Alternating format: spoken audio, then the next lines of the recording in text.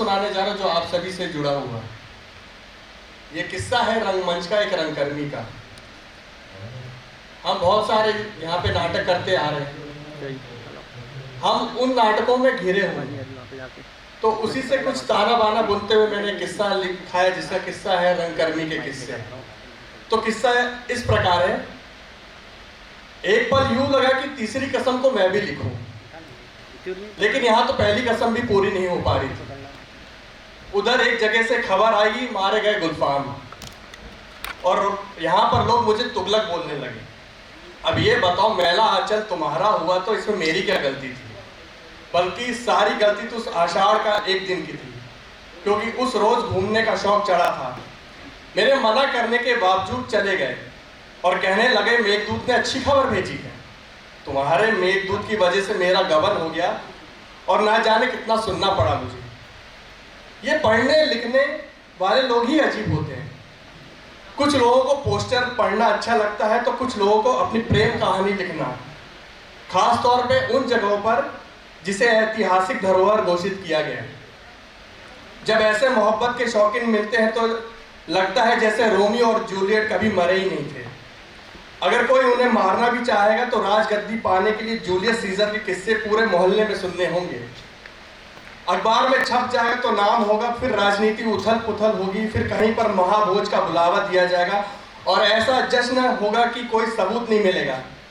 ये सब लालच का कमाल होगा और राजपाट सत्ता की चापलूसी में सने हुए आटे की तरह, जैसे बर्तोल्ट ब्रेख्ट के ट्रायल ऑफ लुकुलस में रेडियो नाटक के जरिए सबको सुनाया था। अगर सुनने वाले सुने तो वो रुकते नहीं, लेकिन कमायनी जो पकड़नी थी उन्हें, वो सब बैठकर थ्री सिस्टर से मिलने चले गए। ये मंचलों की फौज कभी नहीं सुधरेगी।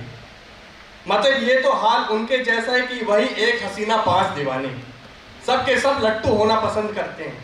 लेकिन जब लड़की का पिता ब्रह्म राक्षस का नाई बनकर आता है तो फिर इन्हें अंधा युग दिखाई देता है। सामने आता है उनके आता अश्वत्थामा, सामने खड़ा हो जाता है। फिर वो सब अपने अपने घर की ओर हामिद का चिमटा बजाते हुए भाग खड़े होते हैं और उन्हें अपनी लाल पान की बेगम बड़ी ही प्यारी लगती है। ये किस्से घोड़े की हिमहिमाहट से कम नहीं होते। ऐसा लगता है सूरज का सातवां घोड़ा नीचे आकर है वदर बनकर कुछ गुल खिलाएगा, पर आधा इंसान और घोड़ा भला किस खूबसूरत बहू को पसंद आएगा। इसलिए उसे दुत्कार कर भगा देगी और अपने प्रेमी दुष्यंत को देखना पसंद करेगी, भले ही वो शकुंतला जैसी नहीं दिखती हो। अपनी खूबसूरत की बखान ऐसे करेगी जैसे मिस आलू आलिया हो, लेकिन उसे क्या पता कि चांद का मुंह टेढ़ा है। और उसके साथ कोई घूमने और चाय पीने जाना पसंद नहीं करेगा। खैर लैला ठहरी, उसे मजनू की चाह तो है, भले ही मजनू कोर्ट मार्शल से किया हुआ फौजी क्यों ना हो, उसे जाबाज फौजी चलेगा। बहरहाल गगनदा मामा बाजू सबसे अच्छा रहेगा, क्योंकि भगत राजगुरु सुखदेव आजाद की मोहब्बत तो एक ही है जो अब किसी की नहीं। वैसे आनंद रघुनंदन से पौराणिक कहानी लेकर रामराज की बातें तो कर सकते हैं, पर चोरी हो जाएगी तो पूरा इल्जाम चरणदास पर आ जाएगा और सब कहेंगे वो देखो चरणदास जा रहा है। भाई ये तो गलत है, ऐसा इल्जाम लगाना अच्छी बात नहीं है, क्योंकि जब ताजमहल का टेंडर निकल सकता है तो ये आरोप लगाना कौन सी बड़ी बात है। छोड़ो ये सब समय खराब चल रहा है।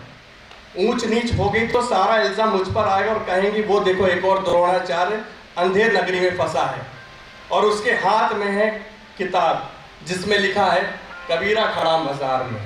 धन्यवाद। अब आपके बीच में एक कविता प्रस्तुत करने जा रहा हूँ, आज के समय से लेकर है उसको लिखा हुआ, जिसका शीर्षक है मेरा विभाजन होगा। मेरा विभाजन होगा मनुष्यता से, अस्त्र शस्त्र द्वेष परस्पर घृणा से। यदि मैं हिंदू हूँ छत विछत कर देना, यदि मैं मुस्लिम हूँ मेरा वध कर देना। तत्क्षण मेरी अस्थियां तुमसे प्रमाण मांगेंगी, गंगा जमुनी सभ्यता गौर मसान मांगेंगी। तुम्हारी जय होगी विश्वासघात से, मेरी जय होगी आघात से। मेरा विभाजन होगा मनुष्यता से, अस्त्र शस्त्र द्वेष परस्पर घृणा से। अरुणता होगी धरा मेरे आमिष रक्त से, मेरा अस्तित्व समाचार पत्र में संकुचित हो जाएगा। अल्प अवधि के पश्चात संविधान अनुचित हो जाएगा और होगा मेरा क्षय पग पग पर किसी विज्ञात से। मेरे ही हितैषी, मेरे ही प्रतिवासी, किसी अभिज्ञात से मेरा विभाजन होगा मनुष्यता से, अस्त्र शस्त्र द्वेष परस्पर घृणा से। अगली जो कविता है ये प्रकृति के ऊपर लिखी है मैंने। हम लोग दूसरों के घर पर कब्जा कर रहे हैं धीरे धीरे, उसी को लेकर लिखा है, जिसका शीर्षक है हाथियों का जंगल। जंगल चिंगाड़ मारते हुए एक एक करके गिर गए, नीचे जड़ों से खून बह रहा था, पत्ती डाली तने आंसू बहा रहे, पंछी सारे सहमे हुए थे, ऊपर उड़ रहे थे। चिंगाड़ की आवाज इतनी थी कि हिम्मत नहीं हुई कहीं बैठ जाए। भगदड़, अफरा तफरी, कोहराम, जैसे किसी ने जानबूझकर उत्पात मचाया है।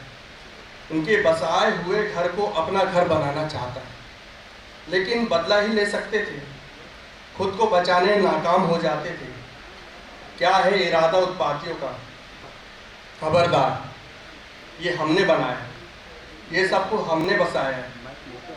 तुम वापस चले जाओ, जितना है उतना रख लो, पर जो हमारा उसे हमारा रहने दो। तुम मत पूजो हमें, नहीं चाहते हैं ढोंग धतूरा।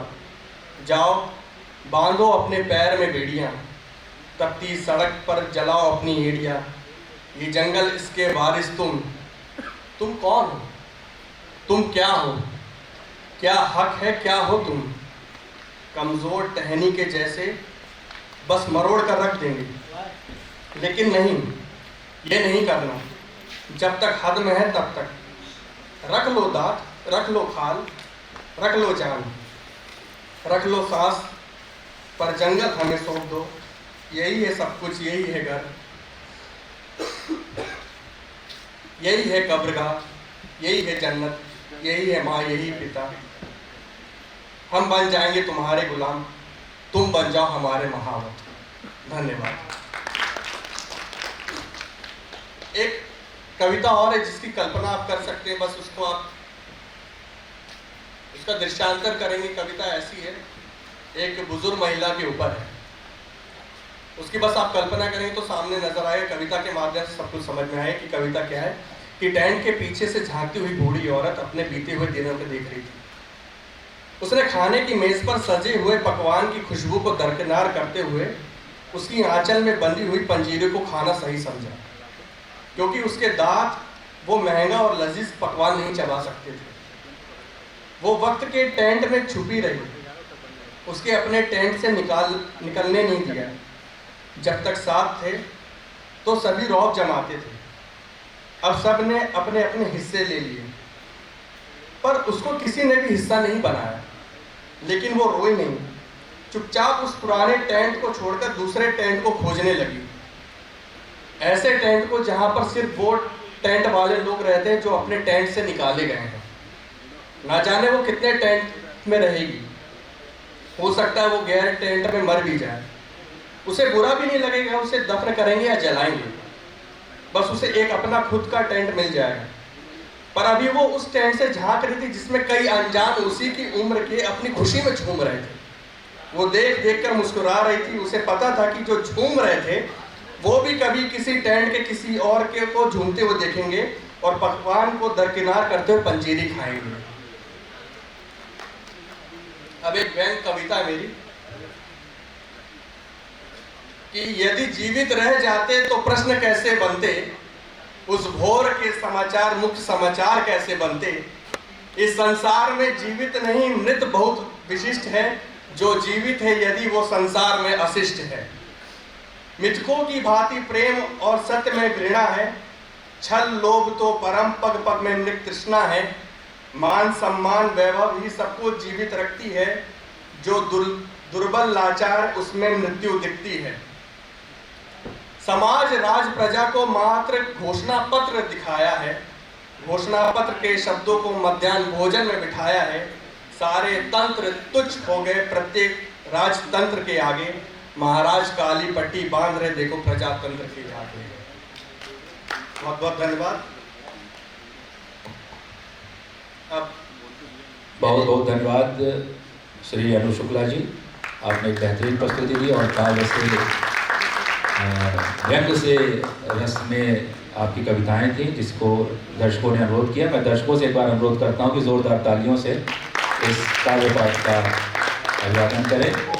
और अपने आयोजन समिति के सदस्यों से मैं अनुरोध करता हूं कि हमारे आज के जो विशिष्ट अतिथि हैं श्री धन्नोलाल सिन्हा जी, वरिष्ठ रंगकर्मी भोपाल, वो आएँ और आज के हमारे इस युवा कलाकार को 8वां रंग त्रिवेणी नाट्य उत्सव का स्मृति चिन्ह और पुस्तक भेंट करके इनका सम्मान करें।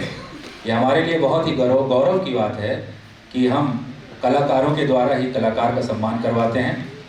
और मैं धन्नोलाल सिन्हा जी से अनुरोध करूंगा कि वो हमारे आज के इस युवा कलाकार, जोरदार तालियों से इनका स्वागत, अभिनंदन और वंदन करते हैं।